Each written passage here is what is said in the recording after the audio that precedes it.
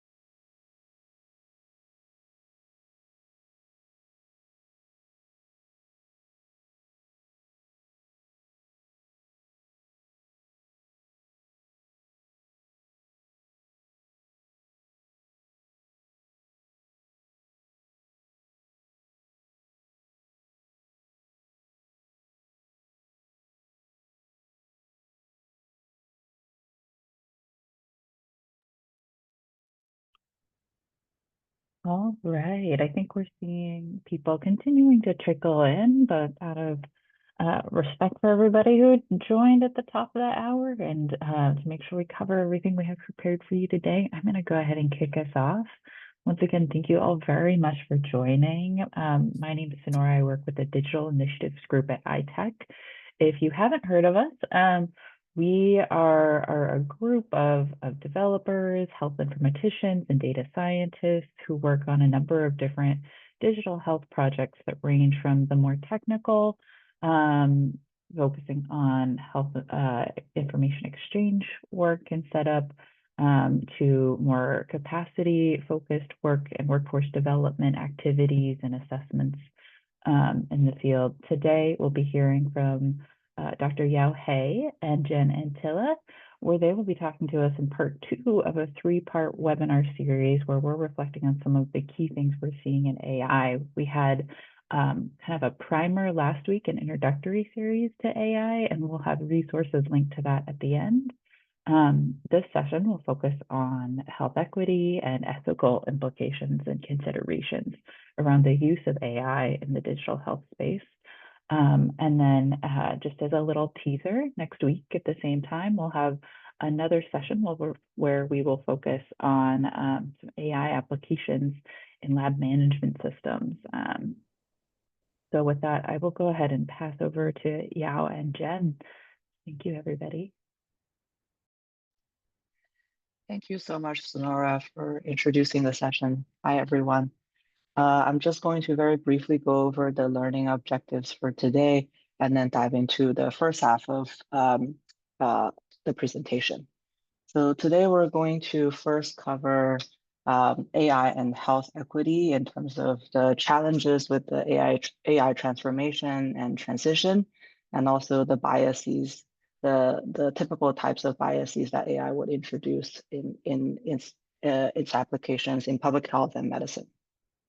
The second half of the presentation will cover ethics and the responsible implementation of AI in terms of its core principles and the frameworks for equity and AI implementation. And at the end, we will have an interactive discussion about what we learned today and how we would like to apply it in our work. Okay, let's first dive into the use of AI in public health and medicine and the implications for health equity. Before we dive in, I just want to acknowledge that most of the content in this presentation was adapted from a commentary published last year in Preventing Chronic Disease. We will share the slide deck after the webinar, so you will have the link to the article. AI has been transforming public health and medicine with a lot of different opportunities. Um, Last week, for the first session of our series on AI, we briefly discussed what those opportunities could be.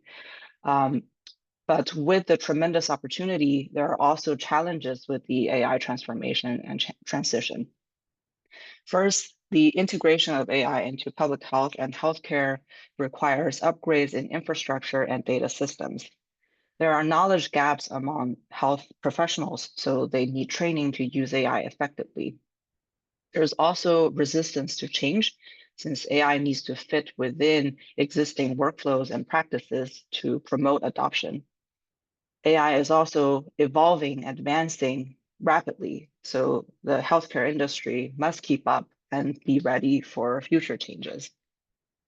Finally, the core topic of today that encompasses the challenges I just mentioned, ensuring the ethical and equitable use of AI and the responsible implementation of AI is crucial. Let's first look at the specific topic of promoting health equity and addressing bias in AI applications. We define health equity in AI applications as the fair and just distribution of AI-powered health technologies and their benefits.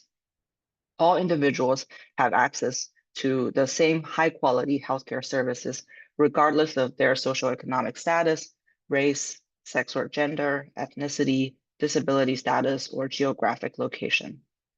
So there's an ethical responsibility that AI should reduce health disparities rather than widen them to be truly transformative. Yet, different AI biases can perpetuate existing health disparities.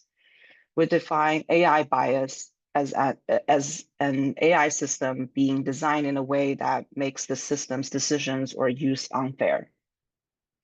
Now, I would like to invite you to participate in this interactive poll activity to share any biases you can think of in public health or clinical AI applications.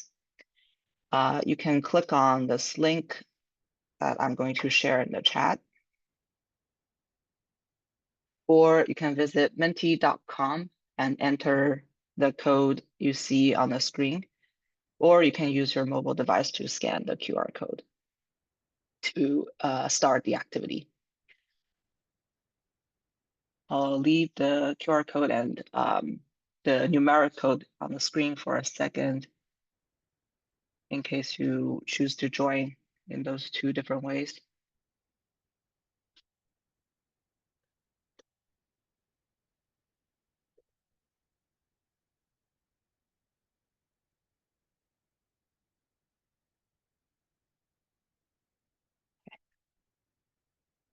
I believe you can also share more than one responses. If none of these options work for you, please feel free to use the chat function to share your response.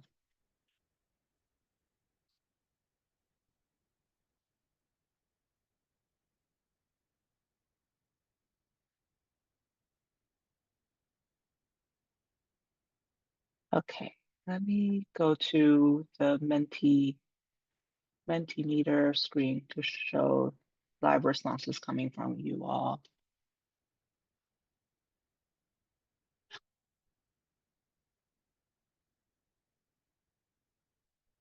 We'll give it another minute for everyone to chime in with your ideas about any biases you can think of in public health or clinical AI applications.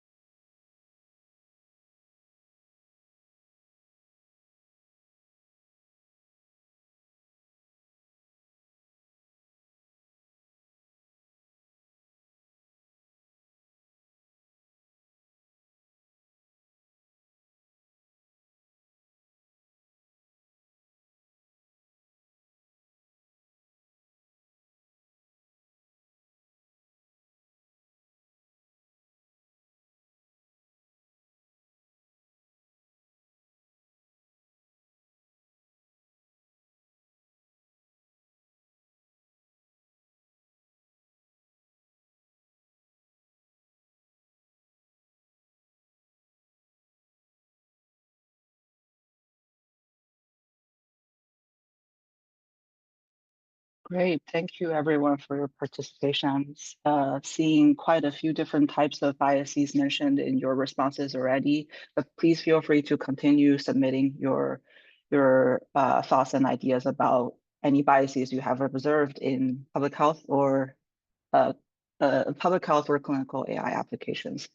So I guess one major type of bias that I see from the responses is this underrepresentativeness of minorities in um, healthcare data. So basically this response and a few other responses fall within that category of underrepresentativeness, less representation of low and middle income countries, um, uh, and also including this one, the underrepresented languages in training natural language processing models in healthcare.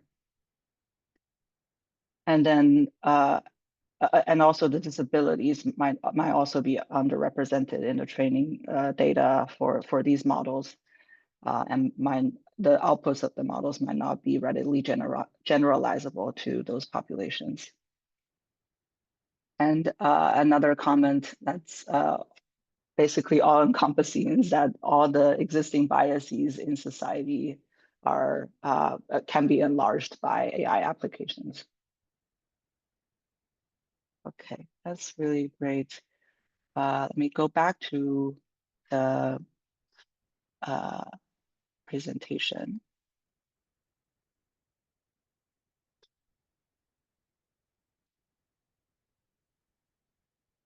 Yeah, so I think the responses that you shared so far are largely reflected in this list here. But I'm just going to go through this somewhat exhaustive list of the different types of biases in AI applications. So the first type of bias is the experience and expertise bias. This refers to the skew introduced by the varying levels of expertise among individuals involved in the development of AI systems, ranging from how the training data are collected, labeled, and managed to how the algorithms are designed and tuned. Issues in these processes can lead to biased models that do not generate accurate output or do not generalize well across diverse populations. There are also varying levels of expertise and familiarity with AI tools among healthcare providers who use these models. This can affect how these tools are implemented and interpreted, potentially leading to biased outcomes. The second type of bias is the exclusion bias. Certain groups are systematically left out of data collection and analysis, as most of the responses that we saw in the poll activity indicated. There is systematic data missingness and underrepresentation of certain demographic groups. So AI systems may not accurately represent or serve the entire population. The data collection process itself might also be problematic. How did the developers get access to the data? Do the data have privacy issues already? So these are also questions that Jen will discuss, including other ethical implications in detail in the second half of the presentation. The third type of bias is the environment bias. This arises from the socio-environmental context in which data are collected and used. This bias can stem from the inadequate inclusion of data on social determinants of health, such as sex or gender, income, education, etc. That's often inadequate inclusion. So there's often the inadequate inclusion of data about the physical environment as well, such as geographic and environmental factors.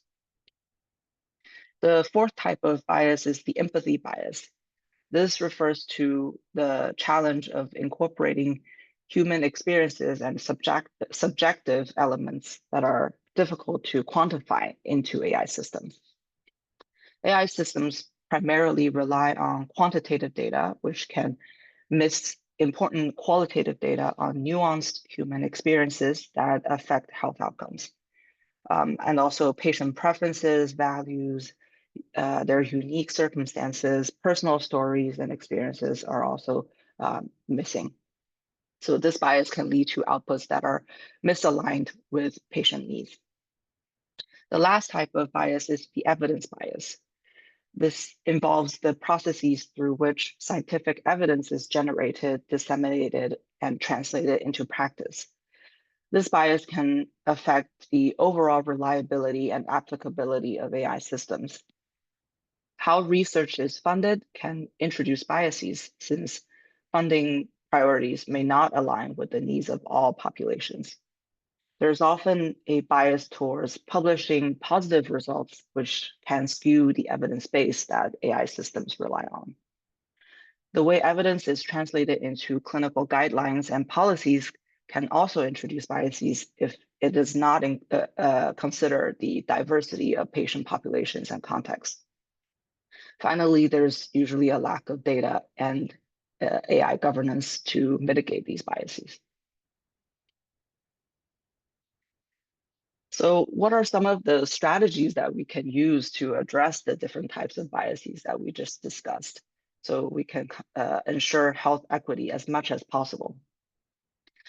To address experience and expertise bias, we can build diverse and multidisciplinary expert teams to support the development and implementation of AI applications. These teams should include data scientists, clinicians, ethicists, and social scientists. There should also be continuous training for healthcare providers to use and interpret AI tools effectively, as well as standardized protocols for data collection, labeling, and model development. To address exclusion bias, we should ensure inclusive data collection that actively recruits underrepresented populations in data collection efforts. There should also be equity audits to identify and address any exclusion of populations. And we also need to apply the principle of designing from the margins to cater to the needs of socially and economically marginalized populations. To address environment bias, we need to integrate data on social determinants of health and geospatial and environmental data as much as possible.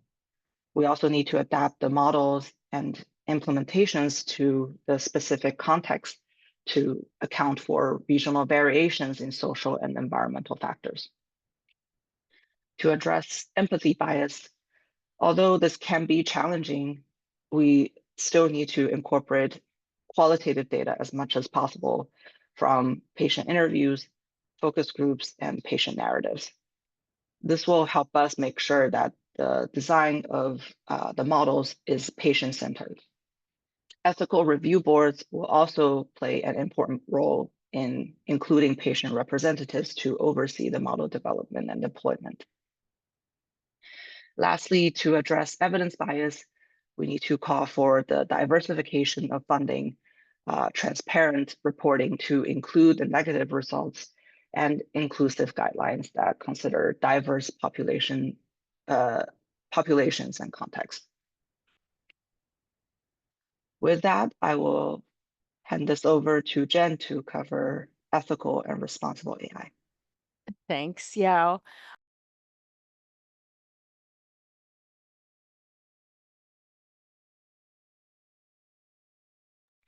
Sorry, Jen, I think you, oh, okay. Thanks, Yao. And thank you for setting the second half of our webinar up so nicely.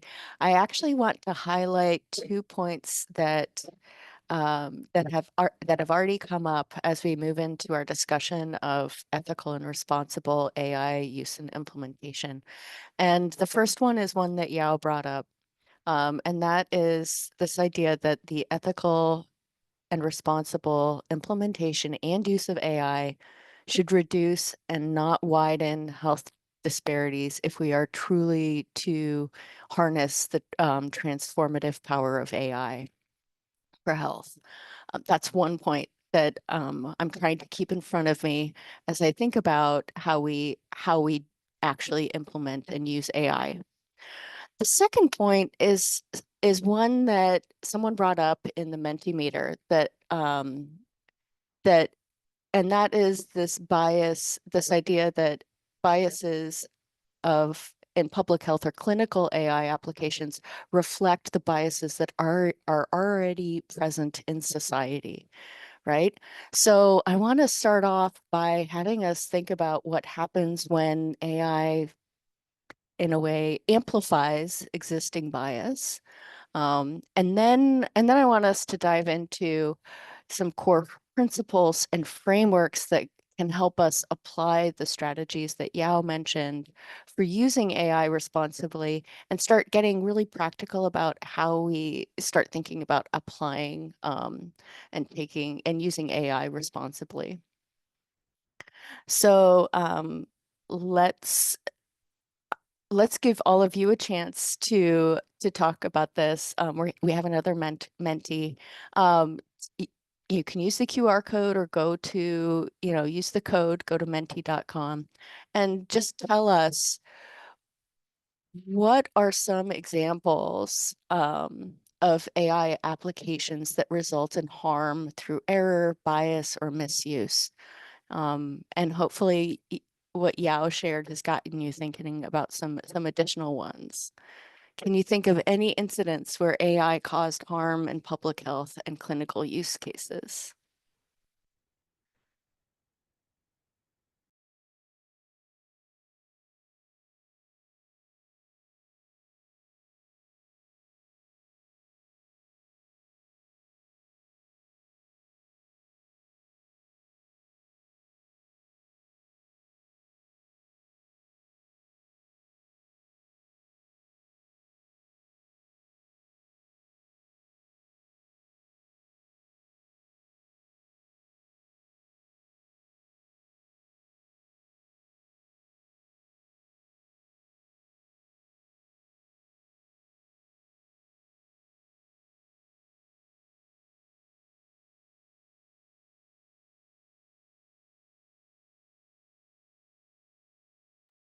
All right, we're already seeing one response, the suggestion by a large language model to use glue on pizza.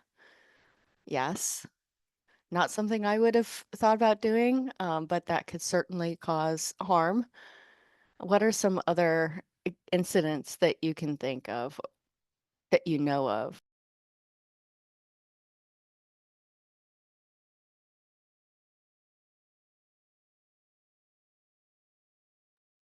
Fernando? Yeah, I put that example because it was a very mediatic one regarding errors in the information that you give to the population with usual questions, and this was very famous in newsletters, but it let me think a little bit about the problems that hallucinations can give on a larger scale. Yes, yes. So I see too that we've got some other responses coming in, and in a way, this leads to it. Mistrust caused by false diagnoses or recommendations. There's that real case that perhaps many of us have heard of where an LLM was asking people with psychiatric conditions to kill yourself because you are not important. These are really serious incidents that cause people, critical harm, and that are life-threatening. Profiling patients as likely to default on treatment, who then questioned why they were singled out, which raises more questions about bias. AI systems require large data sets, so this makes them attractive targets for cyber attacks, and could lead to unauthorized access to sensitive information. And then we have this challenge of AI chatbots or social media profiles being managed by AI, posting misleading health information or unverified, not verified information. Yep. Misinformation on content and potential data bridge.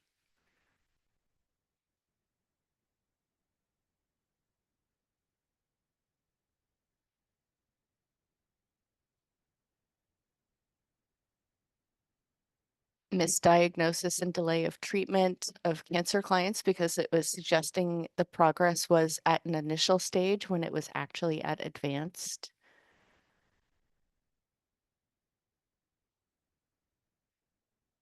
Yeah, we're gonna leave this Menti up even as we go back to our discussion and talk more about, but if you have ideas and they come up, please feel free to continue adding them either to the chat or to the Menti. We'll keep that one open for the next, 5-10 minutes.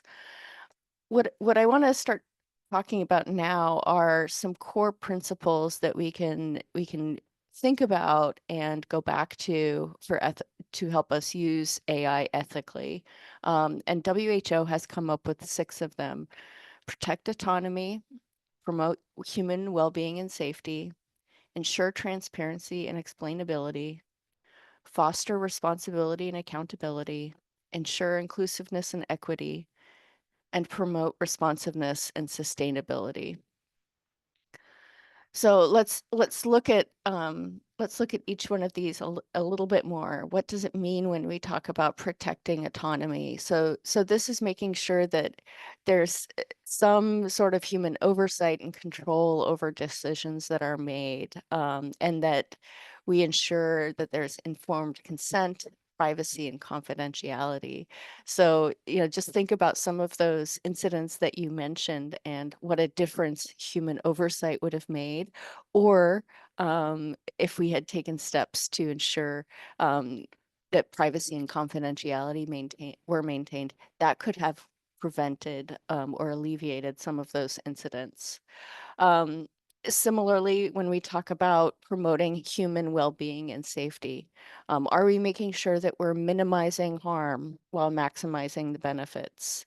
Can we take steps to continuously monitor AI for safety, accuracy, and efficacy? When we see that there's something really not right about what we're getting back from AI, how can we take steps to remedy that? What action can we take?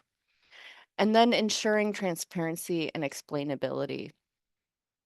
And this really goes back to making sure that we're clearly documenting any design assumptions, the data sources that are being used, the algorithmic processes, so that we understand how the results we're seeing are coming to us.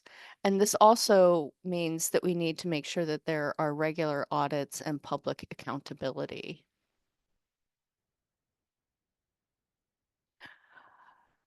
So this is starting to get a little bit deeper into not just what we need to do, but who needs to do this too, right? Who is involved in ethically using AI? And part of doing that means that we need to start fostering responsibility and accountability. So this can mean revisiting roles of our colleagues that we probably work with already, developers, healthcare providers, regulators, and make sure that they're clearly defined, and that we have robust mechanisms for redress when harm occurs. So thinking about how we use AI, how we're implementing AI, and how that might change some of the roles and the work that we do together and how we do that work.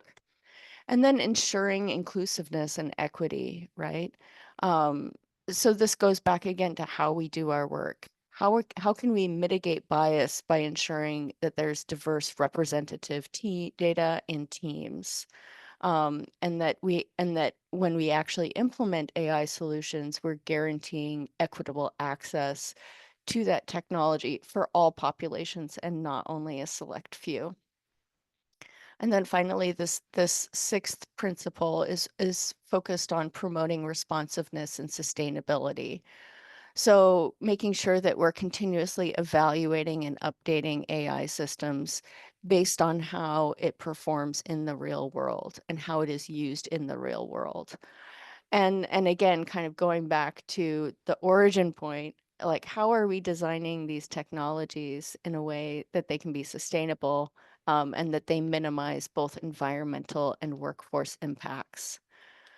So, we've been going through these different principles, and I've been talking about how we apply these, I want to talk about a couple of different frameworks that can help guide the application of these principles and those strategies that Yao meant, from a couple of different levels.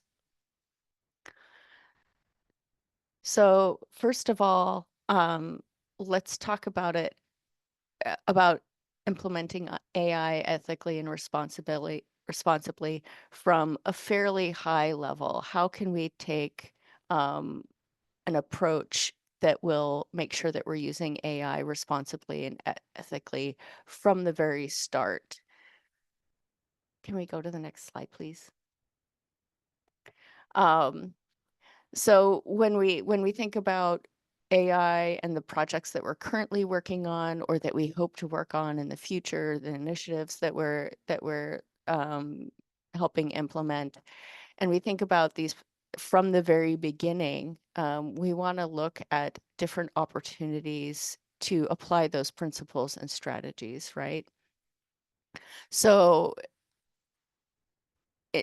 in order to promote that idea of ethical AI use, how are we thinking about bias mitigation? How are we thinking about funding the ethical data use questions? How are we making sure that we have interdisciplinary teams? And along with that, making sure that during the design and implementation process, that we're considering these questions and strategies throughout the process. So when we talk about data collection, are we doing that in a way that will avert some of the biases we've talked about? Are we doing data equity audits? Are we making these AI solutions around our data processes accessible and inclusive? Are we engaging different communities? I think, community engagement and public and professional education can be really important ways of ensuring that we're equitably using AI in public health and medicine. And this goes back to making sure that we're being that our use of AI is explainable and transparent, right? So making sure that we're working with our partners, that we're not leaving out any communities or populations, that we have different feedback mechanisms, and making sure that the public health professional community in our educational opportunities begins to include AI, things like these webinars, so that we're all more aware of the ethical responsibilities that we have and the actions that we can take. So this is at a very high level, things we want to think of as we set up our projects and implement them.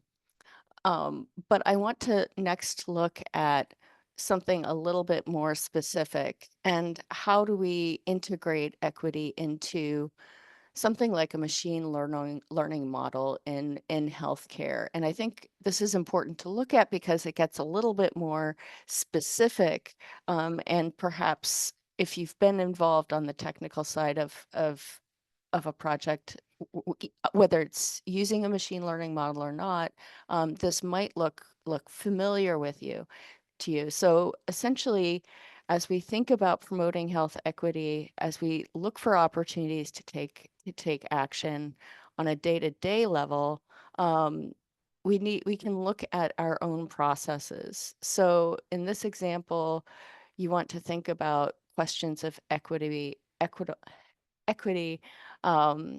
and ethics when you're designing the model, when you're collecting the data, when you're training the model, when you're validating it. And this actually echoes a lot of the processes that we already have in place, which just kind of brings this back to this idea that, thinking about using AI ethically and responsibly is not something that we do when we're ready to implement a solution or an AI technology, or after we've implemented it. It really needs to start at the very beginning when we're conceptualizing how we want to use AI for public health, when we're building those solutions. That is the time for us to think about how we're integrating AI and equitably into not only the machine learning models, but also our solutions themselves. So after all of this, I want to open it up to all of you. We have another, you can either reply in the chat or you can speak up, or you can use the Menti. We'd like you to reflect on your own setting, on your own work, what we've covered in this webinar, and share with us the most pressing challenge that you are facing in terms of AI, health equity, and ethics. We'll start with that one. And then I know there was a question in the chat about incentives for companies and others to address these biases. Keep that in mind once we move on to the second question around the roles of different stakeholders. But first of all, reflecting on your own setting in the webinar, what is the most pressing challenge that you are facing in terms of AI, health equity, and ethics?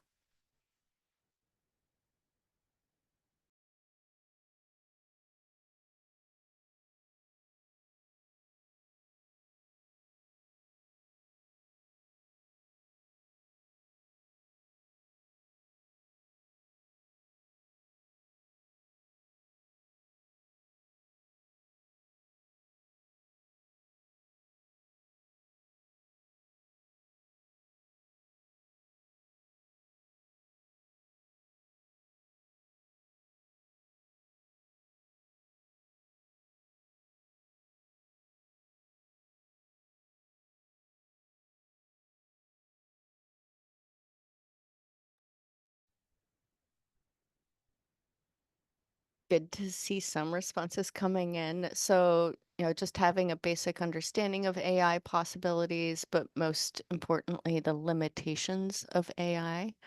That's great. And then inadequate governance and oversight. I think that's a great challenge.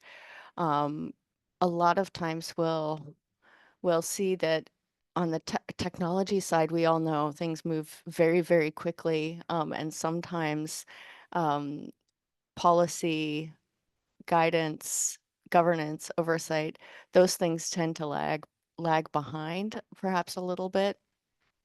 So it's really critical for us to think about how each of us implements and takes action to use some of the principles and the strategies that we've talked about today,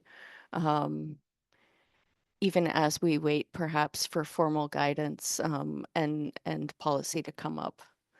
What are some more challenges? AI technologies are advancing much faster than discussions and mitigations of equity issues can catch up. Yeah.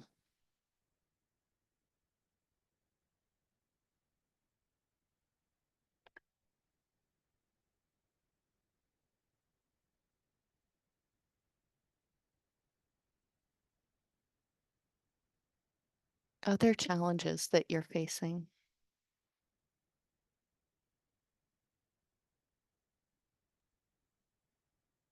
Jen, I see a few responses in the Q&A tab as well.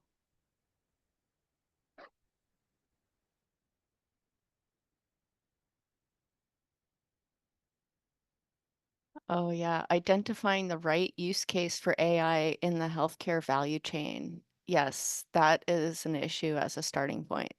Not every value chain activity requires AI. When do you use it? How can you target its application? And I don't know if this is a question or a challenge. How do we address patient consent to the use of data in AI systems? Whether that's a Jane, question or, yeah, go ahead. Jane, it's Melanie Wilmans from South Africa. For me, one of the key things is, where does the accountability lie? In other words, who is being held accountable in the results of an AI model or any of the AI applications? Yes.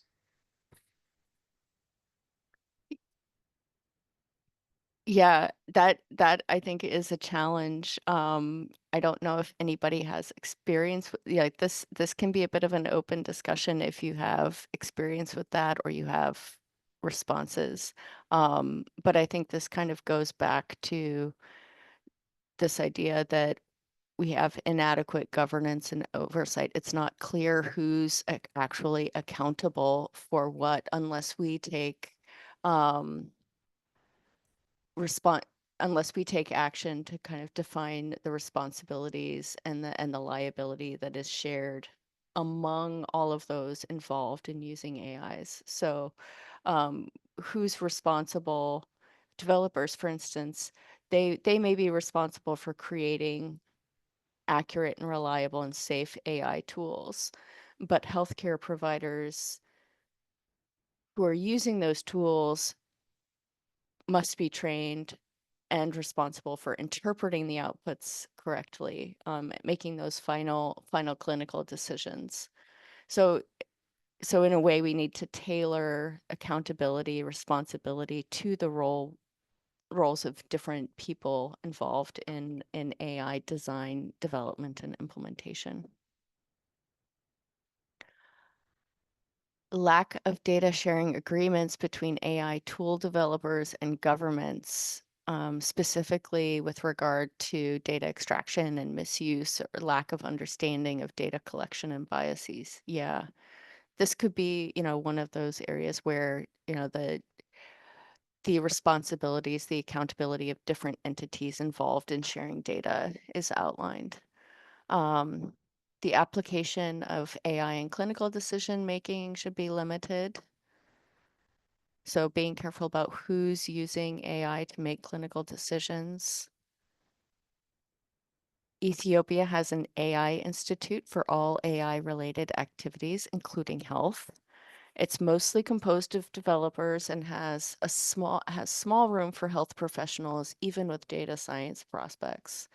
So this might be something where we're asking questions. Who are we including in these conversations about AI use and implementation? How can we make that more representative and diverse? Other challenges you're facing. These are fantastic.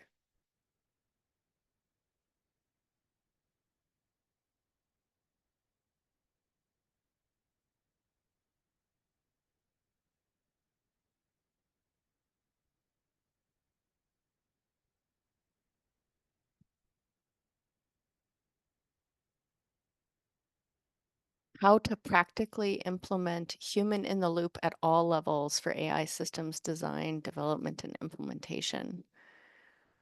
And how do we educate primary healthcare workers in the use of AI systems effectively?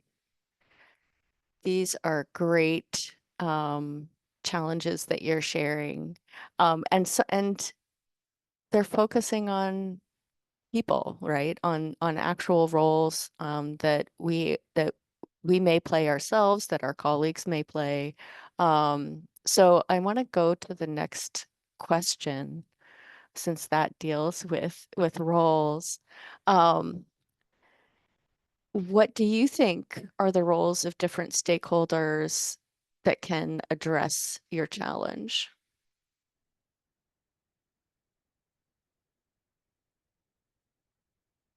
So who might be accountable? Who might help address those different challenges that you've raised?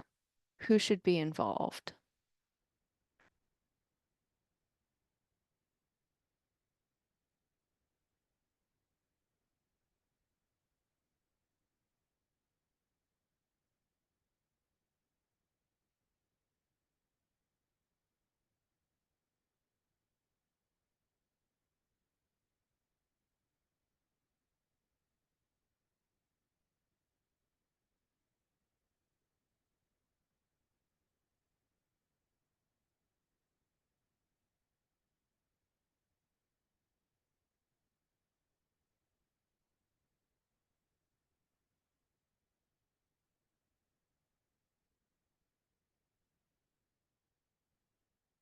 Hopefully you're all, you're using, you can use the same Menti link and code, but hopefully you're seeing this new question in there.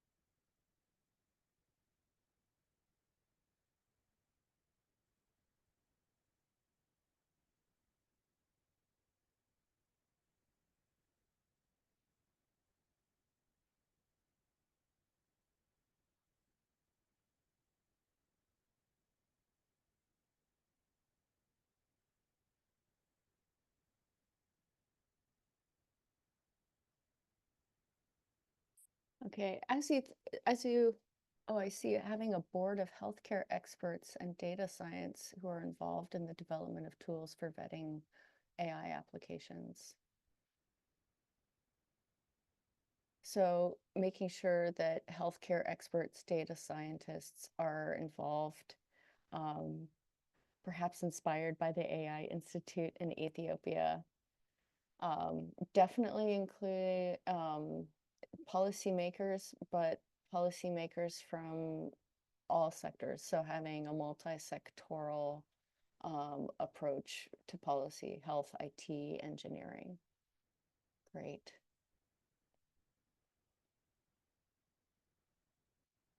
Developers should really understand how the data was collected, whether it's representative of the population being served when building and testing, right?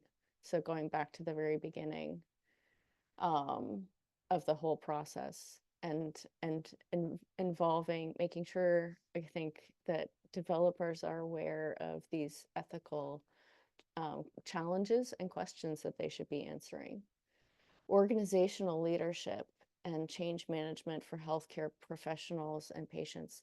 That's an excellent response. Oftentimes, we overlook, we know, but we overlook the importance of leadership in actually driving change in you know, our in the workplace, in the processes that we use, and helping perhaps not only healthcare workers and patients, but also developers, make sure that they're thinking about making AI inclusive rather than limited. Clinicians and public health professionals to help define what kinds of tools are actually helpful and to have them involved in design, development, testing. Yes, you know, in a lot of cases, it simply goes back to this idea of perhaps using a human-centered design approach and engaging, you know, all stakeholders from the beginning, especially those who are going to use or who are impacted by the technology at hand.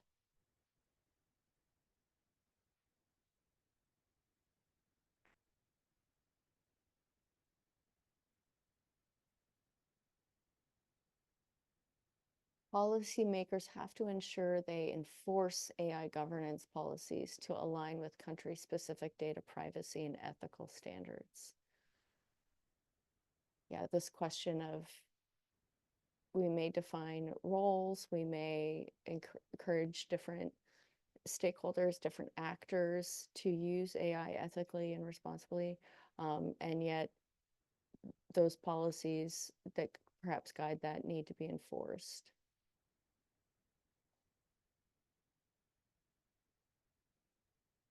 Healthcare providers and patients can educate themselves on the risks and share which products serve them better and adhere to ethical principles.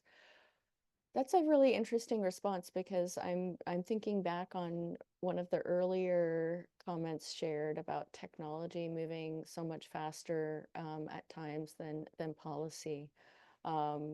And this, in a way, really encourages providers and patients to not wait for policy, but to not wait for training, but to educate themselves on the risks and share which products they can use and how can they use it. I want to go back and actually kind of sum up a few points, because I think what we're really seeing is that we have this need to balance innovation and advances in AI and how we use it in our different technology products, while at the same time ensuring that there's oversight, transparency, and accountability. So this could come about through guidelines that ensure that machines augment instead of replacing human judgment. And I think we've seen throughout this whole conversation the importance of having not only diverse communities, but diverse stakeholders, patients, healthcare experts, data scientists, developers, engineers, having them all involved in the AI development life cycle.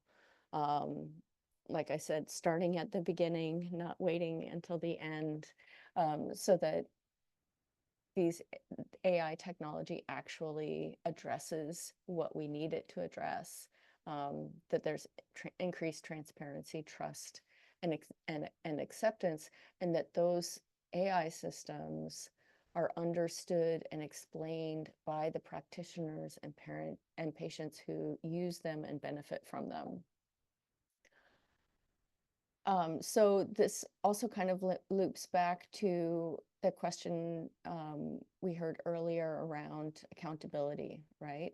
How do we share responsibilities and the liabilities among the different people who are involved in designing, developing, implementing, and using AI?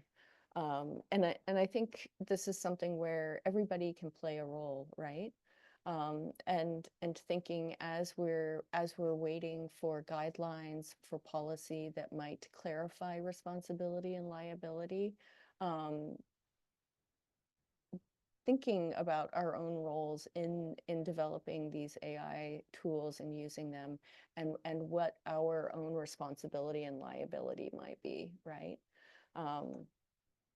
And so here are just a few different examples. We've already talked about the role and responsibilities of developers and healthcare providers, but public health professionals can also be guided by the principles that we've talked about here, and the principles and ethics that perhaps they already abide by, as they are using and analyzing the data, predicting health trends, and implementing effective interventions.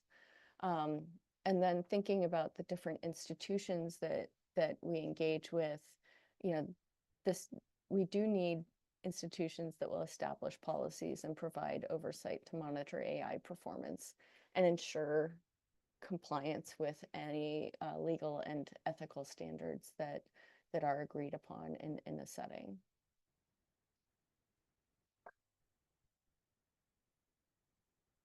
At this point, I know that we're close to the top of the hour, and I hope you've all enjoyed our conversation about ethics and AI, that it has prompted you to think a little bit differently about AI and how we engage with each other, and start working on AI solutions or using them already. I'm seeing some questions about sharing the presentation. We'll share the slides. We'll also share a recording of our conversation today. And then I hope you'll all join us next week for our third webinar in the series. We're getting closer and closer to actual applications. next week, we're going to be talking about using AI to power lab management. And a bird told me that we might actually have something to demo. So if you're interested in seeing what one of these AI-driven projects actually looks like, and hear more about how the Digi team has gone about working on that project, I encourage you all to come to next week's webinar on using AI to power lab management. And if you missed last week's webinar, I think Yao already showed, we have a hub where you can go back and look at the recording and go through other resources from last week's webinar and this week's webinar. And of course, we'll be expanding that next week as well. Great question in the link. Someone forwarded the invitation to the webinar. How do you register for the next webinar? You can, I think, yeah, if you go to the next slide, there are QR codes on this next slide, and you can use the QR code to register for using AI to power lab management. And then we'll also send out the links to register for next week's webinar when we send out the slides and the recording to all of you who attended today.